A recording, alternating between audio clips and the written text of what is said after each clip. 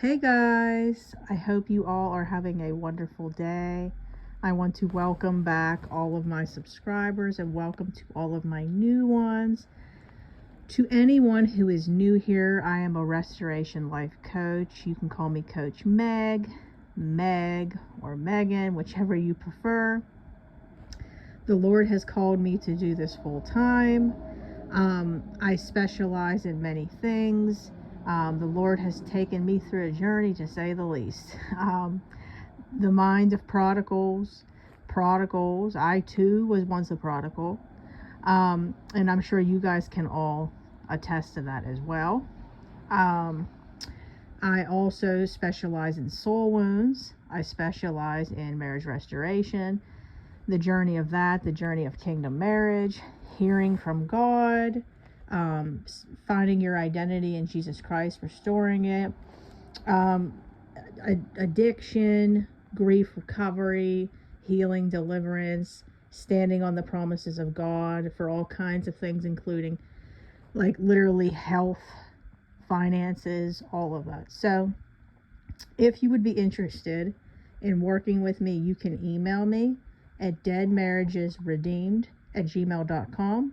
Also, come on over to our Facebook community group. Don't do this alone. Dead Marriages Redeemed. Okay, guys.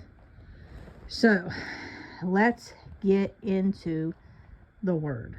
Now, something that I dealt with a lot on the journey, and I know that most of you guys are dealing with this, and you're also getting irritated, you're getting upset, you're getting offended. This is one of the worst things, in my opinion, and anybody that agrees with this, I want you to comment in the comments that you agree. So, the worst thing in this journey that I thought was people asking about your marriage and gossiping about your marriage, trying to find information out about it.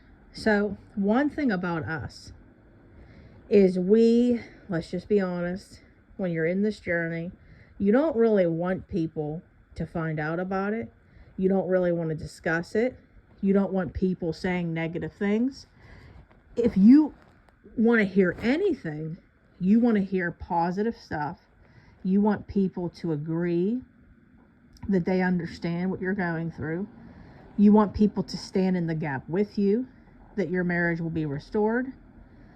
You want to hear that you're not stupid, that you're not desperate. You don't want people to say negative things about your spouse. I mean, let's be honest here, guys. If you really want the truth, that's what we want. We don't want somebody to say, oh, your spouse is this and that. We don't, but then at the same time, we don't want them to sit there and say that your spouse is all these great things either. Okay, we kind of like want something in between. Okay, so I'm gonna give a particular story, like that the enemy will use things to fire us up. Okay, and the reason why he does this is, let's say you're getting stronger with the Lord. Okay, and even if you're not, but we all are getting stronger by the day, the enemy's going to use people to discourage you. Okay, he's going to use people to have your pride come out. He's going to use people to get you to react. Okay, so something that happened with me was when my son was in preschool. I remember that the preschool teacher, okay, remember these are grown women, okay, I could just sense that these women that were the teachers were trying to find out business about me. I don't think about how many people go in and out of preschool, and this is where persecution gets involved. Okay, but I remember that these preschool teachers were asking my cousin, who also had her daughter signed up with my son, like if me and my husband were still together, if, we were divorced. And this was asked every time that I wasn't there. Okay, so right off the bat, that was technically gossip. Gossip is trying to find out information and meddling in somebody's affairs without them present. So basically, my cousin felt extremely uncomfortable. Okay, and then what the enemy would do is, this is always how he handled it. When I would be the most down, I would get hit twice. So like, this is just an example. Like, there was many more, but this is a simple example. So like, for instance, my cousin would text me and she would tell me that they were asking about the marriage. Okay, well then, as you can imagine, that's a wound that I had. So when I would hear it, right off the bat, it would put me in defense mode, and my pride would be being exposed because it was humiliating. Okay, so it was something that I could not stand. Okay, well, what I didn't realize was, at that time, God was showing me that I still technically cared. Okay, and the enemy was harassing me. Okay, now we're always going to care a little bit. I don't want to make it like that, we're never going to care. But the old me, okay, like, which I did do, not this, what's the word for it, particular time, but as I was getting stronger, I was getting better. But I remember like acting out, and what's the word for it, in many occasions in the past. And then this particular time, like, I was just like, oh, it's just a spiritual battle. Like, I would actually tell my cousin it's just a spiritual battle. So at that time, of course, like, I didn't handle it perfect. But my point is with this is, like, that was something that was awful. Like, people meddling in your marriage and wanting to know all the business and stuff, you almost would see like red, like, worry about your own life, and then on top of it, you don't like what's going on. So it's like, it's making you relive that pain over and over and over again. So before, I would have let it ruin my day and all that. I didn't let it ruin my day that time, but before I did.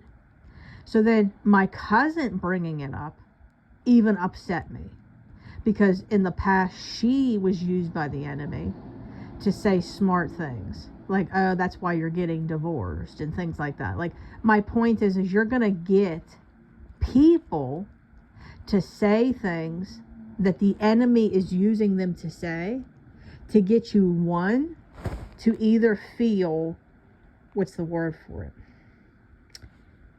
like it's not going to happen, and feel sad and pity yourself, angry. He'll use it to get you to manifest in anger, okay, and to basically react. He will get it to, like I said, create the doubt. He will use it for, like, your pride, you wanting to cover things up because of your pride. So I'll tell you actually what I did do, which I thought was very interesting. I was getting better, as time went on. So I actually approached the preschool teacher, because was the second time. So I knew that it was the enemy, but I was saying, all right, you know what? She's going to be held accountable for this. This was the second time, So I went and I had said to her, is there a reason that you guys are asking about my marriage to my cousin? And I remember, like, oh my gosh, it was like a deer with headlights. She was so embarrassed. She kept trying to cover it up. Oh, we just need to know, like, to be able to, it's part of process and stuff. Well, my son was happy, not that his life was perfect. Only God knows what he suffered with. But my son was happy. He was going to school. There was no reason to be asking that. I more or less told her in a nice way, that it wasn't okay. Even though she kept going on and on trying to cover it up, I told her, like, look, these are the boundaries. If it's not going to stop, because this is the second time, you can come to me and text me whenever. I am going to pull him from the school.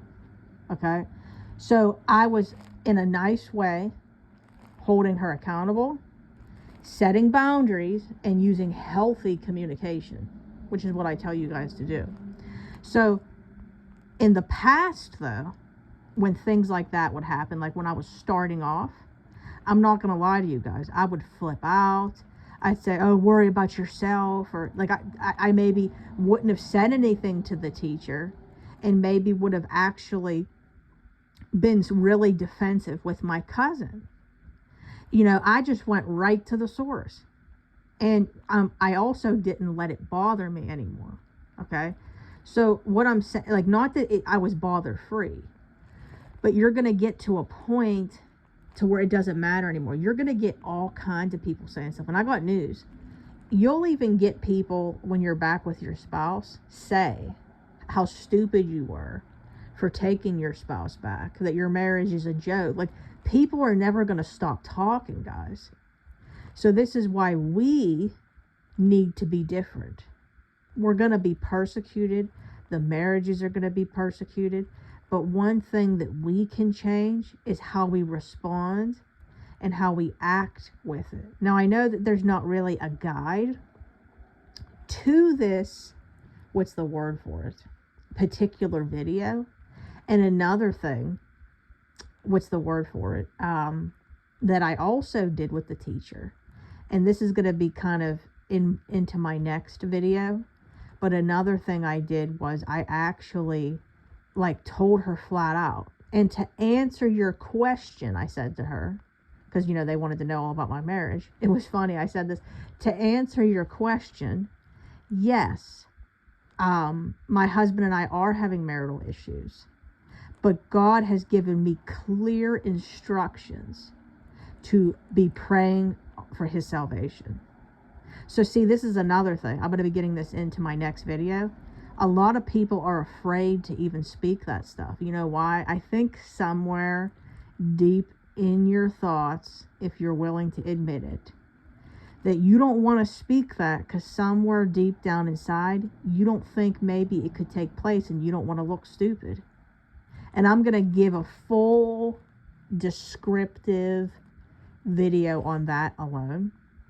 But basically, to really tie this whole video together, something that bothered me a lot and a lot of my clients is people talking about their marriage and people making it the topic of discussion. Like, you're probably thinking, why does everybody care so much about my marriage? Well, I got news, guys. Do you know why they care so much about your marriage? And it's the center of attention. It's like, no matter what you do, you can't hide it and you can't hide from it. Is because the Lord is allowing it all to be exposed, to be able to create the Red Sea parting moment. So you can try to hide it all you want, and I'm telling you right now, you're going to get tons of people making you the topic of discussion, because God is going to show up and show out. So don't let it bother you. Instead, set those boundaries. When you got Aunt Sue on Thanksgiving saying, where's your husband? Where's your wife? Say, oh yeah, you know, they're busy, but how are you doing?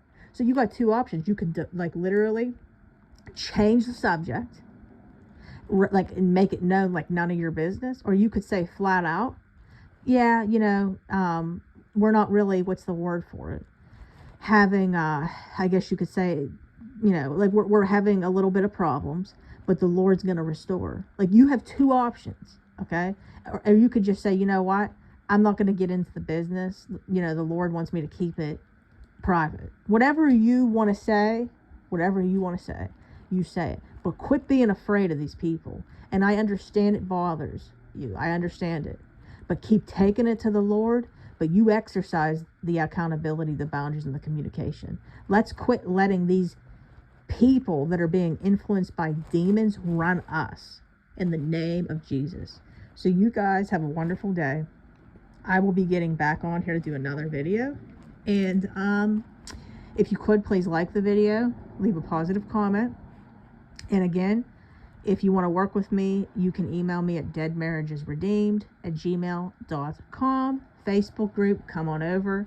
Dead Marriages Redeemed. All right, guys, have a wonderful day. Bye.